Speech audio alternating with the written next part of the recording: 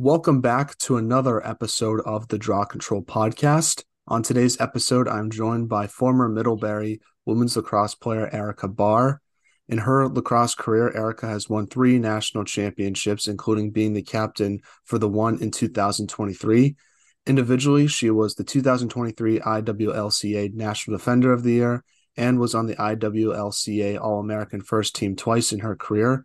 She was the NESCAC Defensive Player of the Year and had multiple academic honors and became Middlebury's single-season career record holder for cause turnovers with 110. Erica, thank you so much for taking time out of your day and coming on the podcast. And how is everything going? Wow, well, that was very kind of you. Thank you for having me. Everything is good. I'm happy to be here.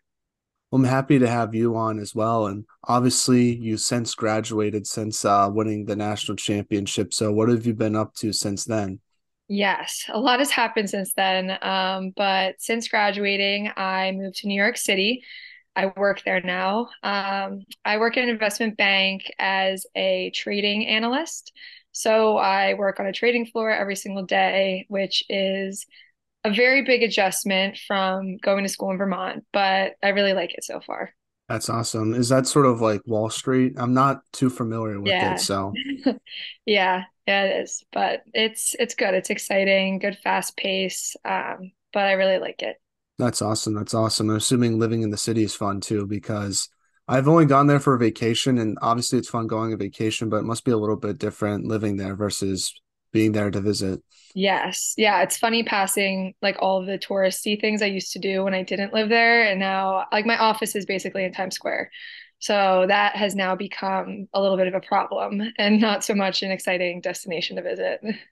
Oh, for sure. Luckily, I would just work from home, I would guess, on New Year's Eve because that seems like it's crazy over there Yeah, on that day. definitely. Well, obviously, since you are working in New York, do you still plan on being involved with lacrosse in the near future, or are you officially retired from the game? Yeah, so I do have a year of eligibility that is floating out in the abyss somewhere. Don't even know how or if that is accessible, but I just played in a fall league with my older sister just a couple weeks ago, and that was so much fun. My older sister played lacrosse at Gettysburg, won a couple national championships there. She's very talented, but just so fun to play with her. I think I'll probably be a coach someday in some capacity, but I think that's a little bit further down the road. Nice, nice. Do you ever, is there any good sibling banter about who's won more national championships? Yeah, yes, but I have one more than her, so it's usually her who brings it up. I don't like to rub it in her face. Oh, that's good. That's good. I Yeah. feel like that's a older sibling thing more than a younger one. Yeah, I mean her footsteps are pretty hard to follow. That's Hmm. for sure. She laid it all out there really well. But she lost the season because of COVID, just like I did. So it all balances. Oh, for sure, for sure. Well, I want to start off the pod talking about sort of the beginning of your career and sort of working all the way up to where you are today. So, from just the research I did on yourself, it says you're from Medford, New Jersey. So, what was it like growing up there, and how'd you start playing lacrosse?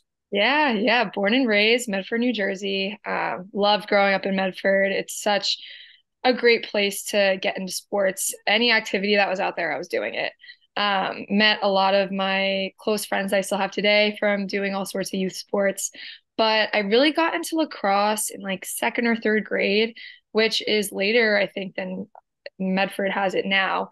But funny enough, my dad used to sneak me into my older sister's practices and clinics and things like that. So I definitely got a little bit of early exposure to lacrosse. Um, but yeah, most of the sports I did and activities were things that my older sister did. So I just kind of followed along.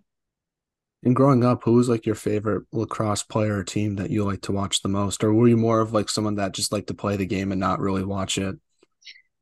Yeah, I mean, in the earlier years, it was definitely not common to see lacrosse on TV or to really live stream it. I didn't really know how crazy the levels can be of lacrosse. But fortunately, from my area, Michelle Tumalo and Marie McCool both played high school lacrosse. We all played for the same club program.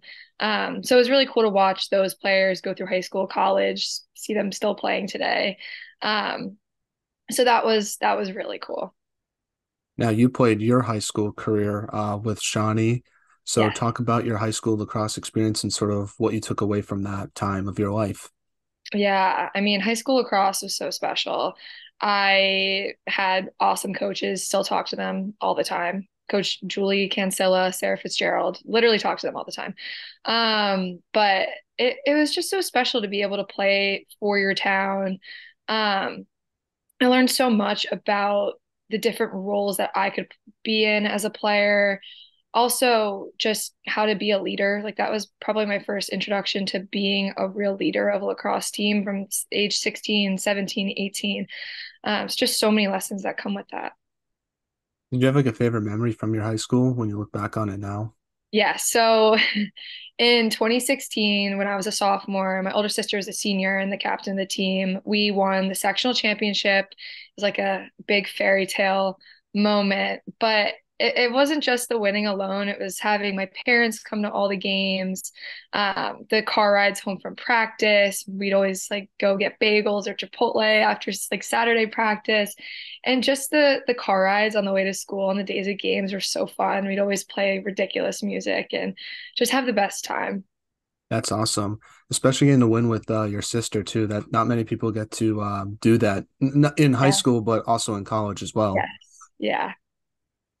Now, how did you think your high school lacrosse experience helped prepare you for college? Because, like you mentioned, you said it helped you become a leader. Was there any on-field skills that you learned in high school that you felt made your transition to college easier for yourself? Yeah, yeah. So in high school, we did a little bit of an introduction to the defense that we would play in college that not a lot of teams play. So that was definitely helpful. Learned a lot about being a draw circle person. Headed into high school, I'd taken the draw a lot, but I'd never really been a person on the circle. So kind of getting to refine those skills really carried over well into college. And also, we conditioned a lot in high school. We like way more than any other sport I did in high school. I played soccer and basketball too, and it was just a different kind of running. Um, so yeah, I've heard that Coach Cancella has softened since I graduated and didn't make the team run so much, but in those years, it was a good preparation for the intensity of college. So let's talk about your recruiting process. What made you want to go to Middlebury versus other schools you might have looked at? And talk about why D3 is a good route for players to go as well, because I feel like there's some sort of, I guess, stigma around it, which I feel like there shouldn't be, because I think playing D3 lacrosse is just as good as being a D2 player. And I think it's sometimes a better path than going D1 or D2 as well. So I just want to get your opinions on that and what stood out to Middlebury, I guess, when you were going through that time? Because I know there's a lot of younger listeners that we have. Yeah, I mean, this is such a loaded question. Back in the day when I was recruited, there wasn't any recruiting legislation, so I was starting to get recruited my freshman year of high school, talking to coaches, doing all that sort of stuff. But I initially was D1 or bust because that's what everyone did. That's what the club programs were saying to do. You play Division I lacrosse. It's a great opportunity, and it is. But I really, really had to think about it a lot because I wasn't really getting the type of interest that I wanted from a school that I wanted to go to academically. So I wasn't really finding the best academic fit at the D1 level. And that was a hard pill to swallow because, I could have played at other Division I schools that just didn't really suit my college desires really well. If that makes sense. But I really think it's just such a individual to each their own process. And I think a lot of young girls fall into the I want to play D1 or bust. Like I want to wear the sweatshirt and sign the piece of paper and, get the D1 clout and get the cool sneakers and the sweatshirts and things like that. It's definitely a little bit more glamorous in that way, but at the end of the day, your day-to-day happiness in college means so much more. And to go to Middlebury and satisfy everything that I wanted was way better than signing a stupid piece of paper my senior year of high school in front of a camera. Like I got to the point where I was like, I want to win a national championship. I want a great education, hopefully get a job that I like, and that would be a dream come true. And for all those different things, Middlebury was an absolute no-brainer. Yeah. I also feel like I would much rather play on a D2 or D3 team than just be sitting on the bench the entire time on a D1 team as well. I feel like people don't take that into consideration as well. And like you mentioned, obviously academically, if there's a place that fits you better academically, that's obviously more important because after you graduate, that's going to be more beneficial to yourself. When because you can find a job you like more, you get to find yourself more as well. So I'm totally with you on that. So I'm glad that I feel like now the stigma is starting to come off of it a Yeah. little bit, but I feel like it's still there sometimes, at Yeah. least from my perspective. It's very much like to each their own. Some people I wasn't going to be playing professional lacrosse. I wasn't going to be a coach. I knew my career was not going to be in lacrosse, and therefore, it's just everyone has their own path. And I just think it's really important that people find that path. And it doesn't have to be a Division 1 path. You can have an absolutely amazing experience doing something different. How familiar were you with the Middlebury lacrosse's like success when you were going through your recruiting process? Yeah, honestly, so I didn't realize this is like so bad on my part. I didn't realize how storied of a program it was. I known that they just won the national championship in 2016. Knew that they were always in the running in some capacity, but I people from my area in South Jersey really don't play sports in the NESCAC. Most of my friends had no idea where I just committed to college just because, not a ton of people go to Middlebury from this area. Um, but it did not take long. I pretty much once I committed for me to realize how special and important the Middlebury women's lacrosse program is and would be for the rest of my life. Now, what was sort of the biggest adjustment you had to make to college lacrosse? Yeah, so getting into college, and so the team had just lost the national championship my senior year of high school to my sister actually, which is like such a crazy like worlds collide situation. But so they had just lost the national championship. I think they had graduated 4 people. So the team that was coming back that fall was so talented, really was not they lost very talented players. But they were reloaded and like ready to play in another national championship the second we got back to school in September. So it was definitely nerve-wracking, but equally exciting coming into that environment. Um, and also just in general, the pace of the game is so different in college. Like when I was in high school, you couldn't self-start after a foul, like you would have to wait and start, and then they blow the whistle, you start running again. Which is funny looking back on it, because in college, my freshman year, I actually had a couple turnovers from picking up the ball and waiting for them to blow the whistle, and someone just completely taking it away from me because like everything had started already. But yeah, just in general, the pace was definitely very different.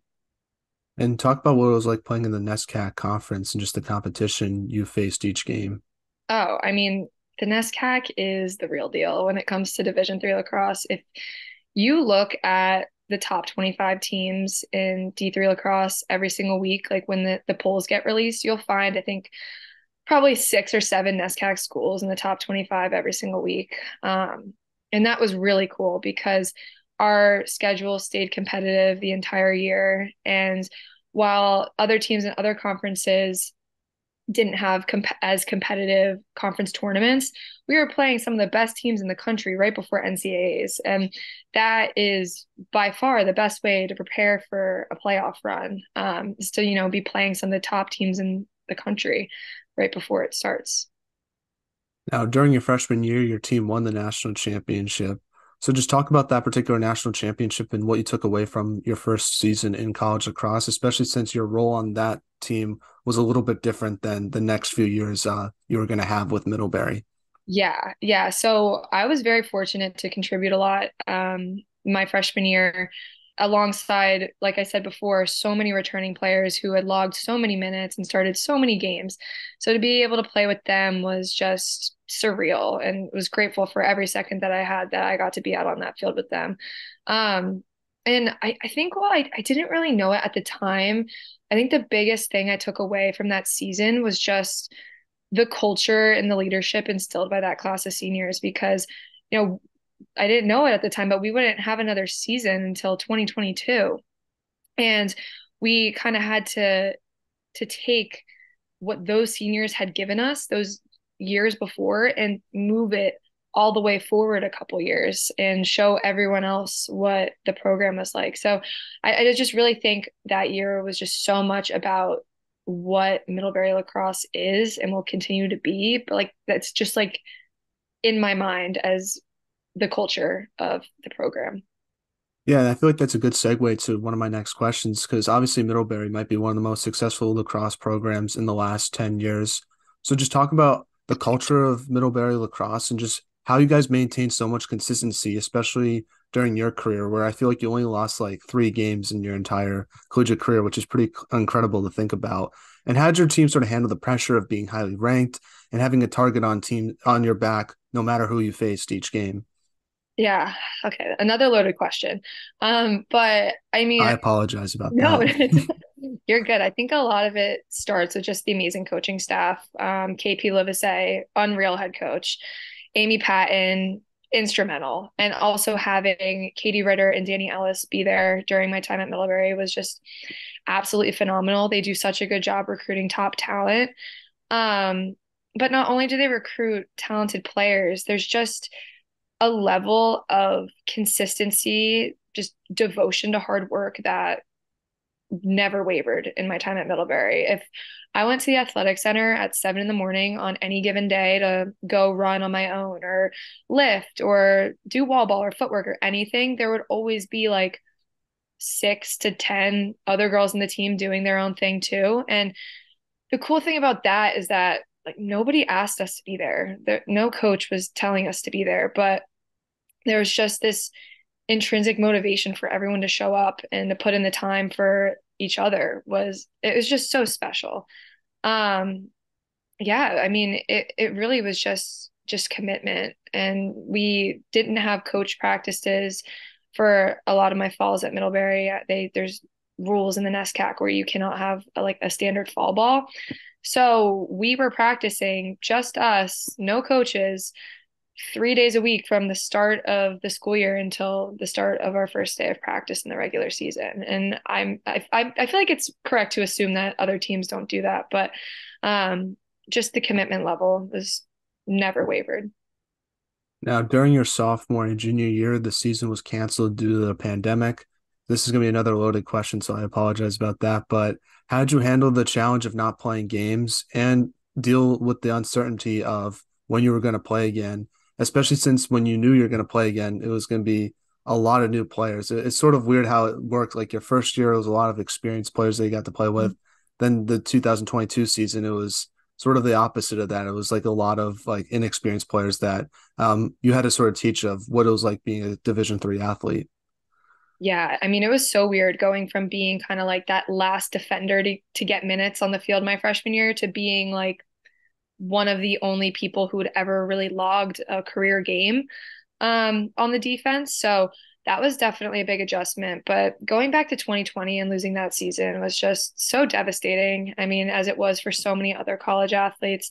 But we were 3-0. We were number 1 in the country at the time. We had such a talented team. And, that senior class was amazing. And it was just, awful losing that season. We thought it's okay, like we'll get next year. And then it all just kind of happened so fast that it just things weren't able to be put together in time for us to be able to play in 2021. And that was a very different feeling because other teams were playing in 2021. It was not like 2020 when no one was playing at all.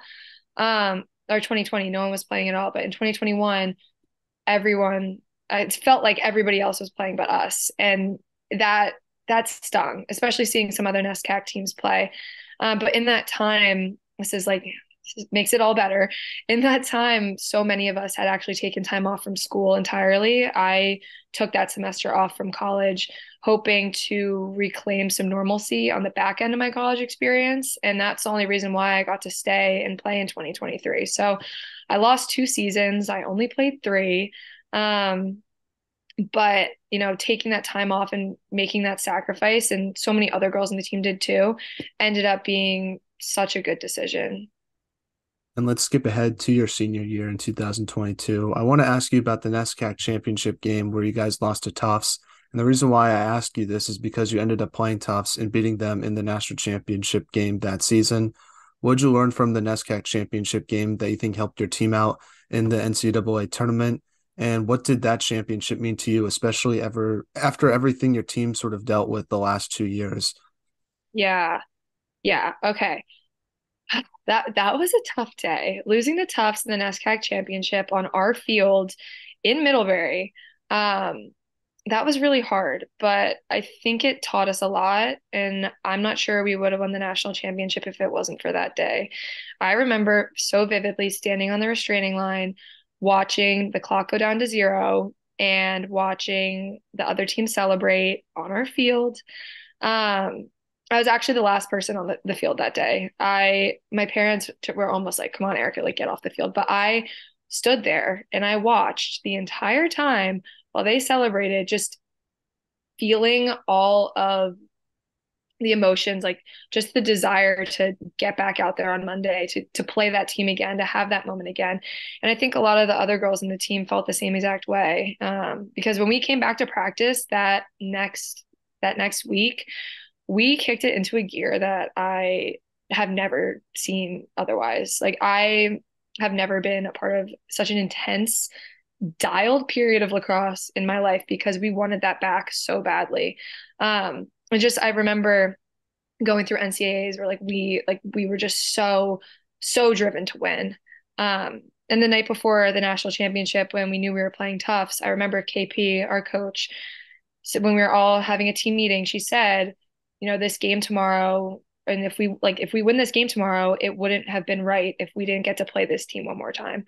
Um, and that made us all like, yeah, like that's what we've been working for ever since that day. So that win was really exciting. I mean, just such a special win. Probably the most special win in my career, and also just meaning so much after having two canceled seasons, having a season go on without us and seeing other teams playing and winning without us even there. Um, so to be able to get that back and to feel that moment and get to the top of the mountain again was just such a surreal experience. I love hearing different athletes' mentalities after a loss because I know some players like to sort of, after a championship, like to stay out and sort of watch and feel the emotions. I'm like the complete opposite. I just want to go in the locker room as quickly as possible and sort of regroup and try to work until the next game if that's an opportunity that I have. So I feel like both methods work, but it's curious to hear someone else's perspective on that. Yeah, I mean, I there are definitely people who went right into the locker room, I feel like there was probably a little bit of just like paralysis of what just happened, Yeah. kind of going through me as well. Oh my gosh, but yeah, that really that got me going for sure. Now, you improved a lot during your career. What would you say is the biggest improvement you've made during your lacrosse career? And I'm assuming it's caused turnovers because that stat, just looking at it, improved significantly throughout your time there. So, how'd you get so good at that? I mean, yeah, statistically speaking, that's probably what sticks out. I honestly, I think a lot of my improvement, aside from, putting in time and hard work in the off season and solo workouts and everything like that, really just has to do with having more experience and more opportunities. I think, we play such an intense, high pressure backer defense zone. Um, it's so hard to get the hang of, but I think once you do, and as you continue to get it, you just kind of take off exponentially. Like the learning curve is very steep, but once you get it, you get it. And I think being able to have more time in that position, in that role, was really helpful. And my role was kind of like let the dog off the leash, and I would just chase everyone and try to take the ball away. But I wouldn't have been able to do that if it wasn't for the backer being right behind me and the rest of the defense shifting and moving so I could go do that. So it really is such a team defense to play a zone. Not so much like a man-to-man or a 1v1 defense. Just everyone has to be working constantly in tandem for one person to look good. So I think that, 99% of my success has to do with everybody who was supporting me that you couldn't really see. Now, you were named captain of the team this past year, along with a few other of your teammates. But what type of leadership did you want to bring? Would you consider yourself more of a vocal leader or lead by example type of player? Okay, first of all, being the captain of the Middlebury lacrosse team is such an honor. It was something I had wanted since I was a freshman, hopeful maybe that would be me someday. So getting to be a captain was so rewarding. In terms of my leadership style, I would say it's mostly lead by example. I'm not really the like rah-rah hype person. Um, but I was very intentional about trying to keep things fun and to keep things light because we are out there, we are working so hard. Oftentimes it is very cold. So I think there needs to be some, kind of lightness and fun happening at the same time because at the end of the day, like we're here because it's fun and we love each other and we love lacrosse. So lead by example, but like also have fun at the same time at the right moments. Nice. What would be an example of like having fun with just like dancing in the middle of practice?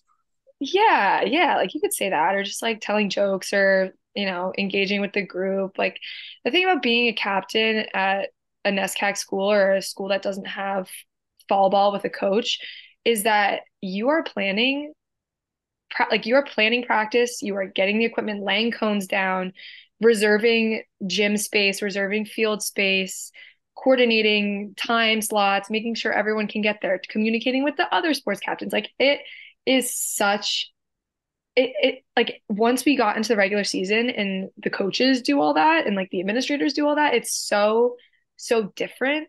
But it's just so rewarding. Like it was just such a cool experience. And because of that, we would be able to, have funny moments at practice more often because it's like the coaches weren't there, as fun as they are, they're fun, great people. Not having them there all the time allowed for some silly moments or like playing games and just different things like that. Were you the funniest on the team? No, I wouldn't give myself that. But I would say like if we were talking percentile, I think I'm in like the 75th percentile, 100 being like the funniest. Hmm. Um, but yeah, we definitely have some characters on that team for sure. Who was like the funniest that you can remember on the top of your head? That's hard, honestly. Like Jamie Newman, so funny. Just one-liners, just saying what everyone's thinking. Um, she's an awesome player. I'm so excited to watch her in the next few years, but just absolutely hysterical. Now, how is the captaincy chosen? Is it like voted on by the team? Is the coach decide? How does that work? Yeah, so everybody votes at the very end of the season for the next year's captains, and then it gets announced like right after the season ends and like the final team meeting for the year, like right before graduation.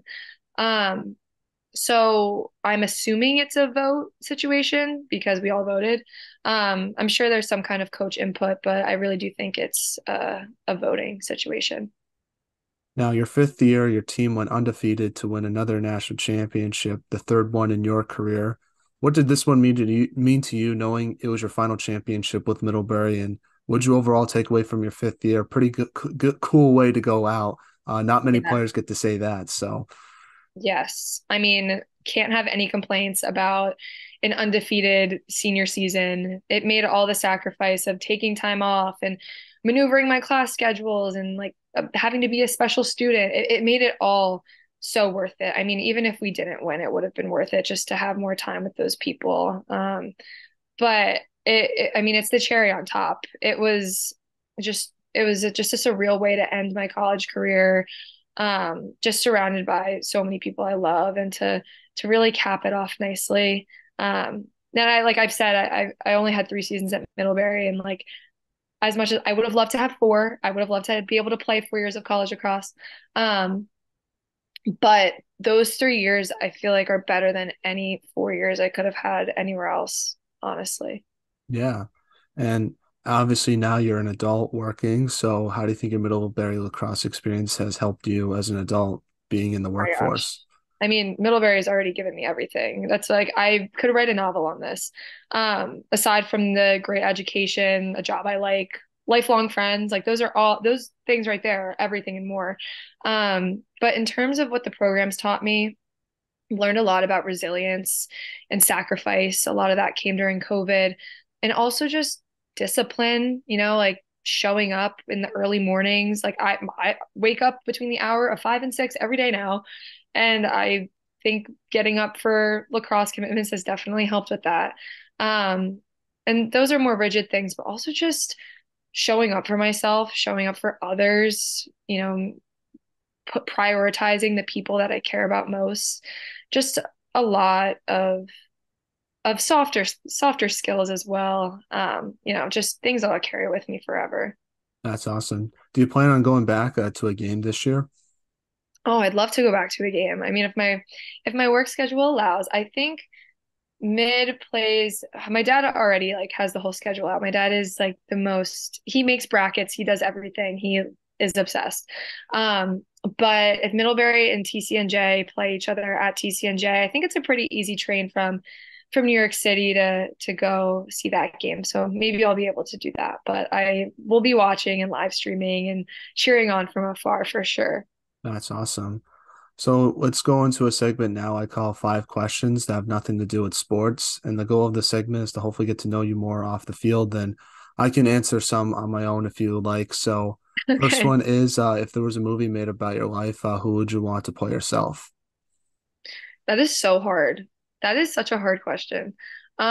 Okay. If I had to choose, I'm thinking like Reese Witherspoon, Legally Blonde era, personally. I mean, I That's would be cool. honored to have her be me. Would love to hear what you think for yourself. I always say Ryan Reynolds just because it'd be hilarious because we don't look anything alike. But I just want to brag to my friends saying that he played me in a movie because I just think that'd be funny. And he seems like a nice guy too. So I'd go with him. But I think acting wise, probably like Andrew Garfield because I really like him in a lot of movies he's done. And I feel like he would portray me well. So one of those two. Oh, love that. Two solid choices for Yeah. sure. Now, Thanksgiving's coming up at the time of this recording. So what's the most underrated holiday and what's the most overrated holiday? Overrated is so easy. New Year's Eve, so overrated. I feel like there's just a lot of expectations built around New Year's Eve and like what are you gonna do? What are you gonna wear? Like especially in New York City, you have to like buy super expensive ticket to go to something and then if it doesn't meet your expectations, just like whatever. Also the whole New Year thing and like change. I don't do well with change. I cried at my entire graduation. Like change is just not my favorite thing. Um, so that's how I feel about that. And then in terms of underrated, I feel like most holidays are pretty rated, so I feel like this isn't really a holiday, but I'm counting it. The night before Christmas, December 23rd, because Festivus. because the next day is Christmas Eve, so like that's awesome, but then you still have Christmas after Yeah. that. So I think that the 23rd is like my own personal favorite little holiday. That's cool. That's a good one. I would say one of the worst days of the year, and you would know this, is the first day you get back from winter break. In school, vibes always seem down on that day, no matter what. I don't know why. I was thinking like, what's like the worst vibes you can feel, and it's always the day you get back from winter break because it's like dark, cold. It's like it's just always depressing. Yeah, it's also like January 2nd, which is Yeah, another reason why the whole New Year's extravaganza is yeah, over. yeah. I would Yeah. say for me, underrated, probably Thanksgiving, just because Christmas and Halloween get a lot of love, and Thanksgiving sort of Um, sandwiched in between that. So I would say that, and it's like you don't have any pressure to like get gifts or buy a costume. So yeah. I would go with that. And then overrated, probably like Valentine's Day. Like I don't hate Mm. Valentine's Day. Like obviously, I think love is awesome, but I just feel like I don't know. I just feel like it's like a scam. Like certain card companies just made a day so you're forced to buy something for someone else when you should be doing that every day. I know it's cliche to say, but I just feel No, like I just feel like it's kind of a cheap way to make people buy stuff that they don't need to. no, I totally agree. I mean, I Valentine's Day is for the girls. Like that, it makes sense. But yeah, it's very consumption related holiday, but Hmm. I get that. Yeah. What's the most interesting thing you've read or seen this week? Well, I've read a lot of things that I would find interesting, but the viewers probably would not find interesting, most having to do with my job. But in terms of something I've watched that's interesting, I watched the Eagles play the Chiefs last night as a South Jersey diehard Philadelphia Eagles fan. That was a great game to watch. I watched with my parents because I'm home for Thanksgiving. And so that was very interesting to me. Yeah. I'm a huge Patriots fan, so Mm. it's that Super Bowl that the Eagles won always will make me upset because Tom Brady probably had the best game of his career, throwing like over 500 yards, and they still lost. So that one always, I always think about how that should have been what that was the one that got away for him. Well, that game was actually on my 18th birthday. Oh, That that's was cool. like one of the best days ever, my senior year of high school. It was so much fun. So I'm sorry that that wasn't as good of an experience for you. It's fine. It's fine. It's fine. We won three other ones after I was that, gonna so say, I don't it's feel that bad. no, that I think the most interesting thing that I saw was probably like I've been watching like some TV now since I've had some time off, and I've been watching Breaking Bad for the first time ever, and I know that's a popular TV show, so it's pretty good. And then yeah, that's about it. Really, just a lot of sports stuff that I think Love viewers that. probably wouldn't be interested as well in. So Love that. Love that. now, last non-lacrosse question is what is one item on your bucket list that you hope to accomplish one day? Oh, well, I don't really know if this is an accomplishment, but I would love to like live in Italy for a couple of months, travel a lot. I have a lot of traveling plans and things that I'd like to do in that capacity. Um, Another thing that I might want to do, I have like all these ideas for my future. I either want to have a small farm and perhaps in Vermont because of my awesome experience there, or I want to own a cheese store because I think that would be so cool. There's one down the shore where I go every summer and I feel so safe there. So I think I need to have my own. I think for me, just travel different spots. Like I love to see all the national parks and do that stuff. I think that would be a lot of fun. So something like that. Love that. Great idea. All right, so back to some lacrosse questions now. One I want to ask you is just a basic one. What should be done to help grow women's lacrosse? I feel like it'll be obviously, I think a lot of D1 programs are very noticeable on TV, and they still need to grow as well. But how do you get it to where like more people start watching like Division 2 and 3 women's lacrosse and getting that started as well? Yeah, I mean, that's such a hard question because I love watching lacrosse. But just even in general, I think like every year my sister and I and my family we get the ESPN Plus package to be able to watch college lacrosse in the spring. Um, and even with that, and those are like the top D1 games, there's some conferences that don't even go on ESPN Plus. And the fact that you even have to pay for ESPN Plus to watch those games is a little disappointing. I just think if more games could be on regular television, that would be awesome. So more access for people who don't pay for ESPN Plus. And I think you kind of have to start there before you even make your way down to like the rest of Division 1 and then to other games. But like the NCAA does a good job of streaming the Final Four and championship games for Division 3, which is really cool. And but like we don't like it would be cool to get something like that on TV as well, even if it's just for like the Final Four, the national championship. And I think it will get there in due time, and a ton of progress has been made. But I just know that if I were a little girl watching, I would be over the moon to be able to watch lacrosse on TV. Yeah. How do you people watch Middlebury lacrosse? Is that streamed or is it something like Yes. Yeah, yeah. you know more about that than me? So Yeah. It's streamed on the NESCAC Sports Network. They do a great job, especially given the fact that it's usually snowing sideways or raining or something like that. The weather's not super great in the springtime when the spring is in February. Um, but yeah, it's fun. The announcer for our game does a great job. that's awesome. What was Yeah. like your favorite road place to play in your college career at in Oh, the NESCAC? yeah, that's hard. So in the NESCAC, I guess it's a little bit of a different story. I know Wesleyan has a really good sound system and they had a really good warm-up tape. So we really liked that. But outside the NESCAC, my freshman year, we played at Salisbury, and they have a great stadium with like the instant replay screen. Um, yeah, that was just those are two that I can think of off the top of my head. But obviously, the Final Four national championship games are the coolest venues. We played at Randolph-Macon my freshman year. They had like the instant replay and all the cool hype videos and things like that. So that was really fun. But Roanoke does such an amazing job. They host so many D3 championships. So playing there this past spring and the spring prior for Final Four weekend was also really awesome. Just great facilities. Well, Erica, it was so much fun having you on the podcast. One more Yeah. thing before you go is, do you have any shout outs you want to give to any of your family members, former teammates, and friends? And who should we have on the podcast next? Oh, that's so cute. Okay. Well, I feel like I've talked about my family a lot, so just got to give them a shout out. My parents are the best. They traveled so far all the time to come watch me play. My dad is just, like I said before, he's obsessed with lacrosse and, all the sports that my sister and I have done through the years. So just to have such a great support system here at home is just, I'm very, very fortunate and extremely blessed. And to answer your question about who to get on here next, I'm going to push your boundaries a little bit here, but I think you should get a coach on here at some point. Either, like Kathy Reese from Maryland or Amy Patton from Middlebury College. That woman is a legend. Coached at Dartmouth for a long time, coaches at Middlebury now. Just, get a coach on here sometime. Stir the pot a little bit.